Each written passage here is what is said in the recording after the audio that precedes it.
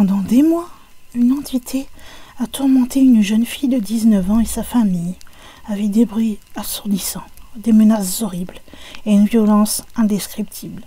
Et elle est devenue l'un des cas les plus célèbres de poltergeist du Canada et l'un des plus puissants du monde. Certaines histoires de fantômes continuent de vivre à cause de la terreur pure et simple qu'elles ont apportée dans la vie de ceux qui les ont vécues. La plupart du temps, les fantômes et les apparitions sont inoffensifs pour ceux qui en sont témoins.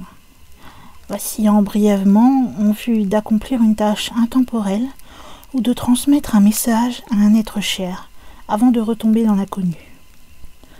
L'activité poltergeist, cependant, est une toute autre affaire, semblant se centrer autour d'un individu. Un poltergeist produit des phénomènes physiques graves et par ailleurs chasse la lumière des victimes pour les faire tomber dans un endroit sans lumière. C'est le cas d'Esther Cox Tamhurst, qui a été victime dans une affaire qui est devenue l'un des récits poltergeist les plus effrayants de l'histoire du Canada. Les événements étranges ont été observés et documentés par de nombreuses personnes, et sont même devenus le sujet d'un livre. Nous sommes en 1878, dans la rue Princess à Amherst, une ville du centre-nord de la Nouvelle-Écosse, à la frontière du Nouveau-Brunswick au Canada. Esther Cox, 19 ans, vivait dans une petite maison louée avec sa sœur mariée, Olive Tidd, son mari Daniel Tidd et leurs 2 jeunes enfants. Le petit chalet surpeuplé abritait aussi les frères et sœurs d'Esther, Jenny et William, ainsi que le frère de Daniel, John. Soudainement, dans l'ennui de cette maison ordinaire, l'horreur frappa. Mais pas d'une force paranormale, plutôt d'un monstre humain. Esther fut presque violée par une de ses connaissances nommée Bob McNeil, un cordonnier dont Esther ignorait la réputation plutôt malsaine. Bien qu'elle ait échappé à son violeur avec des blessures mineures, la violence portée contre elle a, semble-t-il, ouvert une porte à d'autres attaques, cette fois-ci de la part d'une ou de plusieurs entités invisibles. Le mystère poltergeist Tamhurst commença. Bien que la maison était bondée des Tidd et de leur grande famille, il n'était pas rare que les propriétaires prennent des pensionnaires pour payer le loyer. Walter Hubbell, un acteur de l'époque, était pensionnaire à la résidence où se trouvaient les Tidd lorsque les premières secousses des phénomènes surnaturels ont eu lieu. Et il les a même décrits dans ce livre, The Great Amherst Mystery. Un soir, des cris de peur amènent tous les locataires de la maison à se précipiter dans la chambre où les sœurs Esther et Jenny partagent un lit. Les filles avaient vu quelque chose se former sous leur couverture avant qu'elles ne s'apprêtent à dormir pour la nuit. Esther pensait que c'était une souris, mais une fouille n'a rien donné. Les filles retournèrent se coucher et la maison redevint calme pour la nuit. La nuit suivante, d'autres cris troublèrent la famille. Esther et Jenny allèguent avec enthousiasme qu'ils avaient entendu des bruits étranges provenant d'une malle de vieux tissus qui était entreposée sous le lit. Lorsqu'ils amenèrent la boîte au centre de la pièce, elle sauta dans les airs d'elle-même et atterrit sur le côté. Aussitôt, les filles ont repositionné nerveusement la boîte lorsqu'elle a de nouveau sauté dans les airs, provoquant les cris des jeunes femmes. Jusqu'à présent, les événements auraient pu être attribués à l'imagination active des 2 filles, surtout si l'on tient compte de l'expérience récente et pénible d'Esther aux mains de Bob McNeil. Cependant, la 3e nuit après le premier événement, tout le monde sentait que quelque chose ne tournait pas rond chez Esther Cox. Cette nuit-là, Esther s'est excusée d'aller se coucher tôt, se plaignant d'être fiévreuse. Vers 22h, peu après que Jenny l'ait rejoint dans son lit, Esther sauta brusquement du lit jusqu'au centre de la pièce, déchirant ses vêtements de nuit et criant « Mon Dieu, qu'est-ce qui m'arrive? Je meurs !»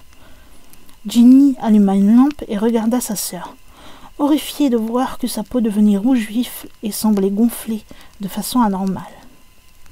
Olive, sa sœur, s'est précipitée dans la chambre pour aider Jenny à ramener leur sœur au lit, alors qu'elle semblait s'étouffer et avoir du mal à respirer. Les autres adultes regardèrent avec incrédulité le corps entier d'Esther, remarquablement chaud au toucher, gonflé et rougi.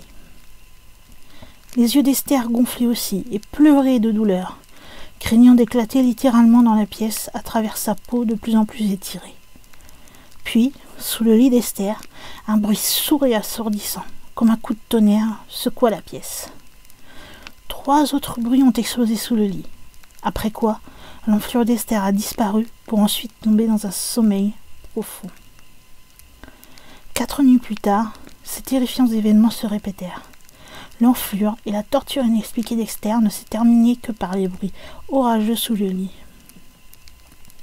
Dans l'incapacité de faire face à cette épreuve malheureuse, Daniel a demandé à un médecin local, le docteur Caritz, d'examiner Esther. Assisté au chevet d'Esther, il regarda avec étonnement son oreiller bouger sous sa tête, alors que les mains de la jeune fille étaient posées juste devant lui. Il entendit des bruyants claquements sous le lit, mais en regardant, il ne trouva pas de cause pour l'expliquer.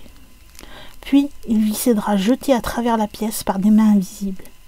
Le médecin entendit alors un bruit de griffure, comme un outil métallique qui grattait le plâtre. Le docteur regarda le mur au-dessus du lit d'Esther et a vu des lettres de plus de 30 cm de hauteur qui se gravaient sur le mur. Quand le texte fut enfin lisible, il était écrit en toutes lettres. « Esther Cox, you are mine to kill », qui peut se traduire par « Esther Cox, tu es à moi pour tuer ». Ensuite, un amas de plâtre déchiqueté s'est détaché du mur, a traversé la pièce et s'est posé au pied du médecin. Au bout de 2 heures, la maison est redevenue silencieuse. Le docteur Carit, par courage, compassion ou curiosité, est revenu le lendemain et a témoigné de manifestations encore plus inexpliquées. Les pommes de terre dans la cuisine se jetaient à travers les pièces et les bruits assourdissants semblaient maintenant venir du toit de la maison. Le médecin a lui-même examiné le toit et il n'y avait pas de cause apparente. De ces événements et des années plus tard, il écrira à un collègue médecin. Des personnes honnêtement sceptiques furent en toutes circonstances bientôt convaincues qu'il n'y avait pas de fraude ou de tromperie dans l'affaire. Si je publiais le cas dans les revues médicales, comme vous le suggérez, je doute qu'il soit cru par les médecins en général. Je suis certain que je n'aurais pas pu croire de telles choses si je n'en avais pas été le témoin. Bien évidemment, le médecin ne pouvait rien faire pour aider Esther, ou pour régler les troubles de la maison d'Études. La hantise continuait, et en fait devenait de plus en plus destructrice et menaçante. Des incendies inexpliqués ont éclaté autour de la maison.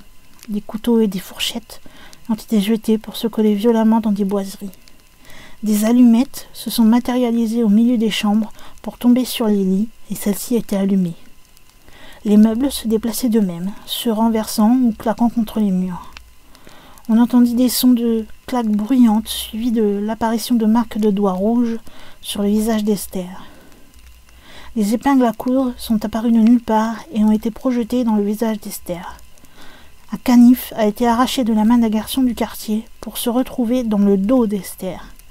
Et bien d'autres choses encore, des chaises qui volent, des tables qui se soulèvent, etc. Pauvre et tourmentée, Esther essaya plusieurs fois d'échapper à l'entité diabolique. Mais celle-ci l'a suivie partout où elle allait. Un dimanche, Esther a assisté à un baptême et s'est assise dans un des bancs du fond de la salle. Une fois le baptême commencé, les cognements et les rappels résonnaient dans toute l'église, semblant venir de la façade. Les bruits devinrent de plus en plus forts, noyant le discours du prêtre. Sachant qu'elle en était la cause, Esther quitta le bâtiment et les bruits se sont automatiquement arrêtés. Elle a aussi essayé d'épargner sa famille de la tourmente maléfique qu'elle subissait. Au début, elle a déménagé dans la maison d'un de ses voisins, mais le poltergeist l'a suivie, contrainte de rentrer chez elle. Le propriétaire de Tid, craignant la nature destructrice du phénomène, voulait expulser la famille. Encore une fois, assumant la responsabilité des événements, Esther déménagea et trouva du travail dans une ferme voisine. Cependant, lorsque la grange de la ferme a mystérieusement brûlé, le fermier a fait arrêter Esther pour incendie criminel, et elle a été condamnée à une peine de 4 mois de prison. Heureusement, Esther n'a purgé qu'1 mois de prison et a été libérée. La courte phase d'emprisonnement a peut-être d'abord semblé être une mauvaise chose pour Esther, mais elle a eu son côté positif. Quand elle fut libérée de prison, l'activité du poltergeist sembla juste commencer à s'estomper. Il y eut bien sûr des incidents mineurs pendant un court laps de temps, mais la hantise a fini par s'arrêter complètement. Esther s'est plus tard mariée 2 fois et est décédée en 1912 à l'âge de 53 ans. Après sa mort, le livre The Great Amherst Mystery sortit. Il comprenait le témoignage signé de 16 témoins des événements horribles vécus à Amherst.